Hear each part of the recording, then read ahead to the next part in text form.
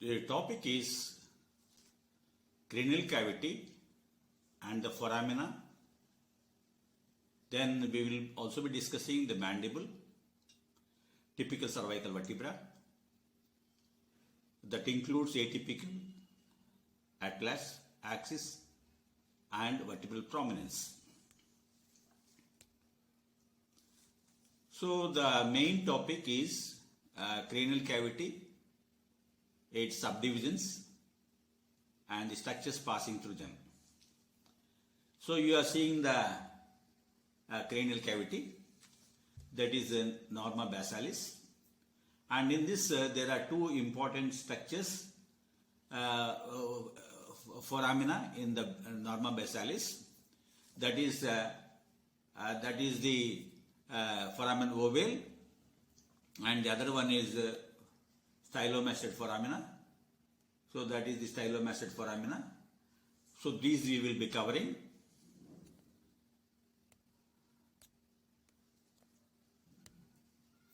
And in this we will be covering the different cranial fossae, that is anterior cranial fossa, that is limited by lesser wing of sphenoid. Then the middle cranial fossa, that is limited by the petus part of temporal bone. Then behind that there is posterior cranial fossa, and we will be discussing the different foramina in this base of skull or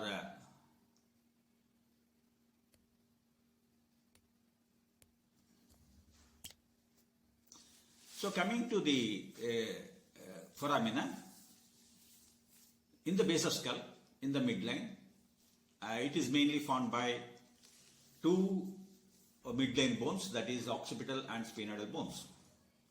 And there are several foramina located lateral to these median bones, that is occipital and sphenoid bones.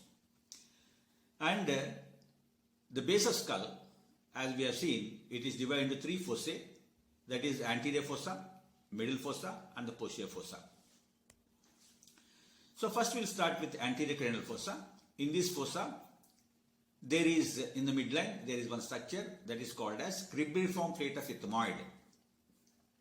So there are, on either side, there are around 15 to 20 small apertures that will allow the olfactory filaments coming from the nasal mucosa, and they ascend through this cribriform plate of ethmoid, and they will be joining with the olfactory bulb. Then we go to middle cranial fossa, and this is nearly butterfly shaped. The median part is narrow, that is formed by the body of sphenoid, and the upper surface of the sphenoid, body of sphenoid, forms what is called as sella turcica. And in the center of this sella turcica, there is one depression that is called as hypophyseal fossa, and that is for the location of the pituitary gland. And when we see in the upper part of sella turcica, that is towards anteriorly, there are two small apertures. They are the optic canals, and the optic canal transmits not only the optic nerve but also the ophthalmic vessels. Then we go to middle cranial fossa. The middle cranial fossa, it is they are the foramina are arranged in the crescentric foramina. They are moon-like shaped, with the convexity facing towards the body of sphenoid. And so first foramina that we come across is superior orbital fissure. And the superior orbital fissure is between the two wings of sphenoid bone. And the structures which are passing through the superior orbital fissure are cranial nerves, that is 3 to 6. That is, third is oculomotor nerve, then fourth is trochlear nerve, then fifth is ophthalmic division trigeminal nerve. Only see, trigeminal has got 3 divisions, so out of that ophthalmic will pass through this one, and the abducent nerve. So we can say that is 3 to 6 cranial nerves pass through this, and the fifth one is only the ophthalmic division. Then there we come across other foramina that is just behind in the crescentric foramina. The first one is superior orbital fissure. Next followed immediately is the foramen rotundum, and the foramen rotundum gives passage to the maxillary division of trigeminal nerve. Then we come to foramen ovale, and here we should remember that it passes four main structures. One is the mandibular nerve, that is the mandibular division of the trigeminal nerve, and accessory middle meningeal artery, that is the second one, and lesser petrosal nerve, that is the third one, and the emissary vein. So sometimes people remember by the word MALE, that is male. Then we go to the another foramen, that is just behind the foramen ovale, that is foramen spinosum, and this passes one main artery, that is middle meningeal artery, that is a branch of the maxillary artery, and that will be supplying to meninges. Apart from that, there is nervus spinosus. Then there is a little gap between the body of sphenoid and the petrous part of temporal bone, that is called as foramen lacerum. Normally in living this is closed, but in the dry skull we find one foramen. So we can say almost nil structures are passing through it except for emissary veins. Then we go to posterior cranial fossa. So that is the petrous part of temporal bone, that is posterior surface. We have one opening, that is called the internal acoustic meatus, and the structures passing through the internal acoustic meatus are the facial nerve. Along with that, there is also vestibulocochlear nerve, and they are accompanied by labyrinthal artery. Then at the junction of the occipital bone and the greater wing of sphenoid, there is jugular foramen. And this jugular foramen is divided into three compartments. The anterior compartment passes inferior petrosal sinus. The middle compartment passes cranial nerves, that is 9 to 11, that is glossopharyngeal nerve, vagus nerve, and accessory nerve. So we can say neurovascular. And the posterior compartment, here the sigmoid sinus continues as internal jugular vein. And the last one, that is the anterior condylar canal, that is just by the side of the foramen magnum, and it passes the 12th cranial nerve, that is the hypoglossal nerve. Then we go to posterior cranial fossa, and one more structure that is important, the biggest one, that is foramen magnum. And structures passing through it are many. One is the spinal cord ends, the medulla oblongata ends there, and the spinal cord will begin. And along with that, there are meninges. So one of the content is medulla oblongata continuing as spinal cord, and the three meninges, that is dura, arachnoid, and pyomatus. Then we have spinal accessory nerve, that is ascending towards its foramina, that is jugular foramina. Then we have vertebral arteries, right and left, ascending towards the cranium to form the circle of Willis, and there are anterior one anterior spinal nerve and two posterior spinal nerve that descend to supply the spinal cord. Coming to ligaments that are going up, one is apical ligament, another one is alar ligament, and upper band of cruciate and membrana tectoria. So these are the ligaments which are going up. And when we see the skull from lower side, that is called norma basalis, the important foramina is stylomastoid foramina. The facial nerve begins its extracranial course at the stylomastoid foramina. Another one which we cannot see in the cranial fossa is the carotid canal, and this carotid canal transmits internal carotid artery. Along with it, it will be the sympathetic plexus is surrounding it. So these are the cranial fossa, the picture showing the cranial fossa, and some of the, you can see the jugular foramina, you can see the crescentic foramina, the foramen magnum, and the different cranial fossae are named. And here we can see the stylomastoid foramina, then we can see the foramen magnum, then we can see the carotid canal. We can also see the mandibular fossa that forms the temporomandibular joint. We can see the foramen ovale through which the mandibular nerve passes, and also the hard palate and the posterior nasal apertures. Then we go to study the mandible. So here you can see the mandible. That is, it has got two parts. That is, front part is called body, and back that is ascending ascending part is called ramus. So it is horseshoe shaped. The body is horseshoe shaped, and you can see the mental foramina just in the body. Then you can see where the lower margin of the mandible body meets the ramus, that is the angle of the mandible. Then we can see the ramus, which is appearing into two processes. Anterior process is called as coronate process, and the posterior one is called as condylite process, or also called as head. And this is the picture we are seeing from the medial aspect of the ramus. So in this you can see in the center of the ramus there is mandibular foramina, through which inferior alveolar nerves pass. And so we are seeing the ramus of mandible from the medial surface. In the middle of the ramus of the mandible, on the medial surface, we can see the mandibular foramen. And the mandibular foramen passes the inferior alveolar nerve and vessels, and they emerge out through the mental foramina. And below the mandibular foramina, you can see one line, that is a mylohyoid line. That mylohyoid line gives origin to the mylohyoid muscle, and this groove separates two fossa. One fossa above the mylohyoid line, that is called a sublingual fossa, and one fossa below the mylohyoid line, that is called as submandibular fossa. And in the upper part of ramus, again we can see the coronate process anteriorly and the head of the mandible posteriorly. Coming to the body of mandible, or the mandible itself, it consists of body and two rami. The body is horseshoe shaped, and it has got two surfaces and two borders.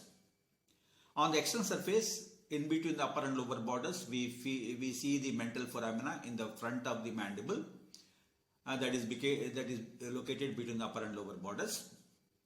The internal surface, we can see it is divided into two areas by mylohyoid line. The area below the line is called a submandibular fossa, and the area above the line is called a sublingual fossa. And when we see the posterior aspect of the body of the mandible, that is behind the symphysis menti, we see four genial tubercles, and upper tubercles give origin to genioglossus, and the lower tubercles give origin to geniohyoid muscles. And in the body of mandible, we find in the upper border the sockets for teeth, that is called as alveolar process, and the lower border extends posteriorly, and where it meets the ramus, that is called as angle of mandible. Then coming to ramus of mandible, it is a triangular piece of bone. It is an extension from the posterior aspect of the body. Superiorly tends in two processes, that is the condylar process and the coronate process. It has got two surfaces, lateral and medial, and has got four borders. Coming to features of the ramus, masseter. It is inserted into the external surface of the ramus of mandible. Then when we see the medial surface, we find the foramen in the center of the ramus, that is called as mandibular foramen. And this mandibular foramen transmits inferior alveolar nerves and vessels. And these vessels pass through the body of the mandible and emerge out as mental nerve and vessels at the mental foramina. And both these foramina are made use of by the dentist to give anesthesia, to do surgery or tooth extraction in the lower jaw or the mandible.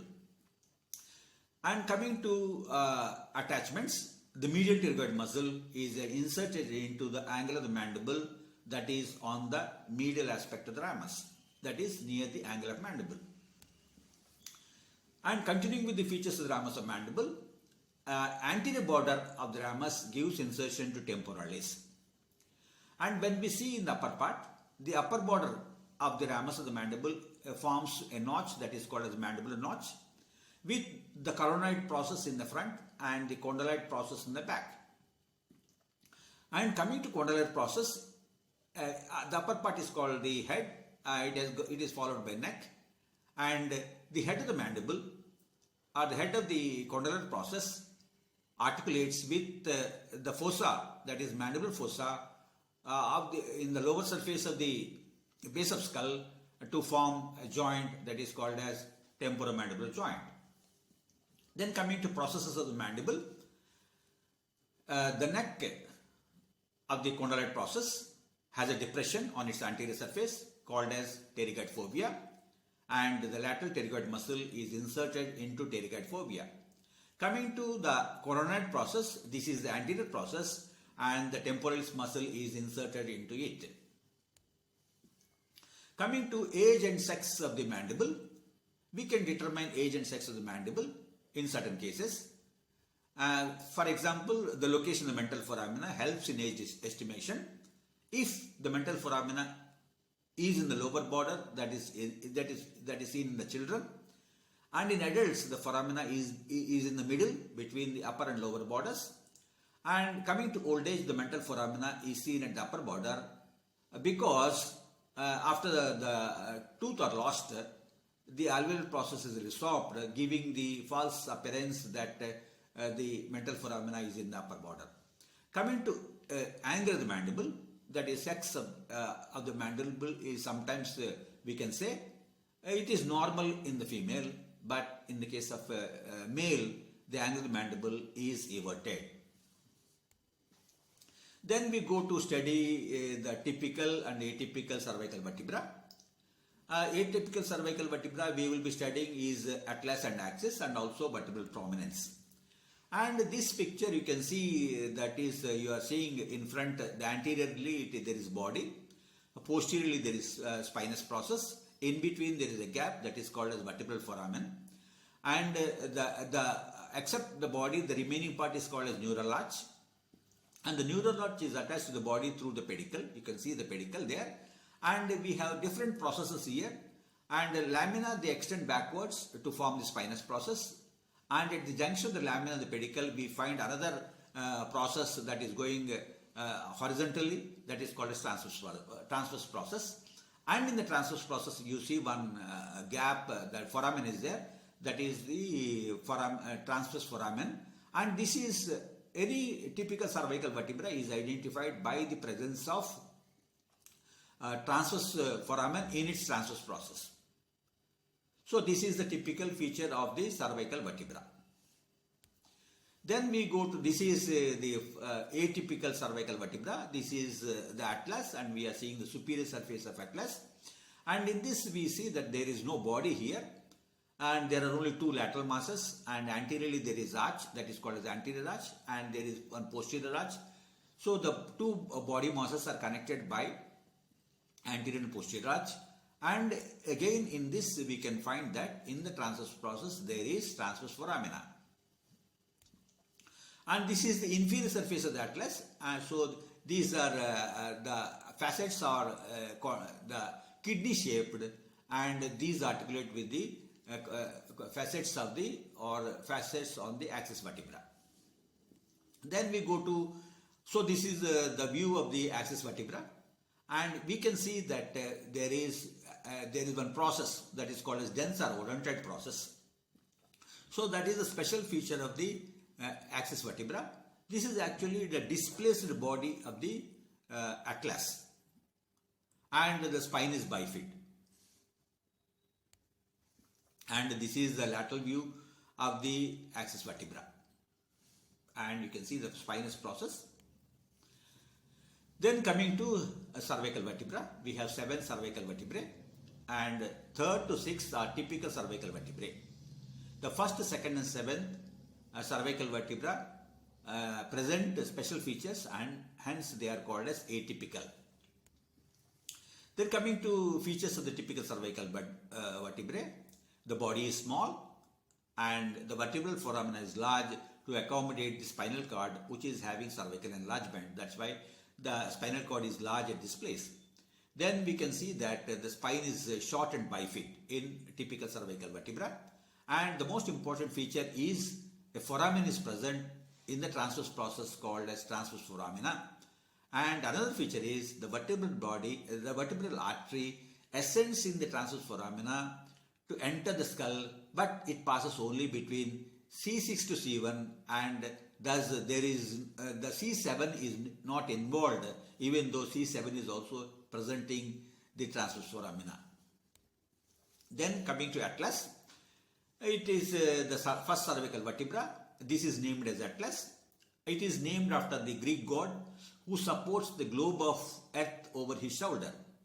And similarly, the globe of head is supported by atlas, or the first cervical vertebra, so it is named as atlas. And the important feature of atlas is it has no body. That has been given to the axis vertebra, axis cervical vertebra, and there are two lateral masses, and these two lateral masses are connected by anterior and posterior arches. The dens is kept in position by one ligament that is called as transverse ligament extending between the lateral masses. And in the atlas, the spinous process is replaced by posterior tubercle. Then we come to axis vertebra and also vertebral prominence. Axis vertebra is the second cervical vertebra. It is called as axis, and its main feature is the dens or odentate process.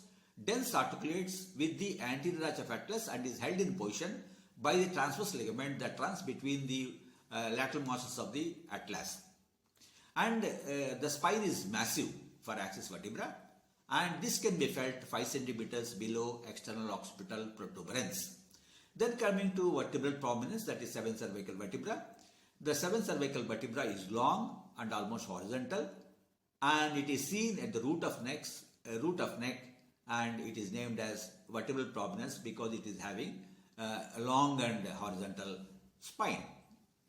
And then we come to last competency, that is special features of the 7th cervical vertebra. So in this, even though it is the vertebral prominence because the spine is long and it is horizontal. And coming to features of the 7th cervical vertebra, it is a transitional vertebra located between cervical and thoracic regions. And the special feature of it is having long prominent spinous process, which gives this vertebra its name, that is vertebra prominens.